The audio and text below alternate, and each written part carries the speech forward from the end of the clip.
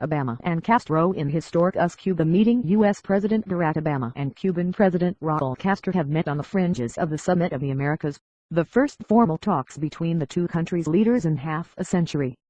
Earlier, Mr. Obama described the historic thaw in US-Cuba relations as a turning point. This is their first full meeting since the thaw began in December. Mr. Castro has called for the lifting of the U.S. economic blockade on Cuba, in place since 1959. He also described Mr. Obama as an honest man after a lengthy speech largely taken up with the history of US-Cuba relations. "When I talk about the revolution, the passion oozes out of me," the Cuban leader said. "I have to ask President Obama for forgiveness. He is not responsible for the things which happened before his time." Earlier, Mr. Obama told fellow leaders, "This shift in U.S. policy represents a turning point for our entire region. The fact that President Castro and I are both sitting here today marks a historic occasion," he said, while admitting there were still significant differences.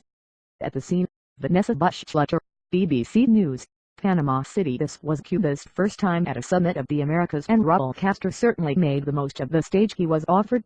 He joked that as he had missed the previous 6 summits, he would multiply the 8 minutes he had been allotted for his speech by as much. In the end, he was not far off that length. He began with a passionate history lesson, recounting the revolution and the many U.S. attempts to overthrow and destabilize the communist government. But he then apologized to President Obama, saying that he could not be blamed for events which predated his presidency, and called the U.S. leader an honest man. President Obama, for his part, said he did not want to be imprisoned by history but would look towards a future in which considerable differences bet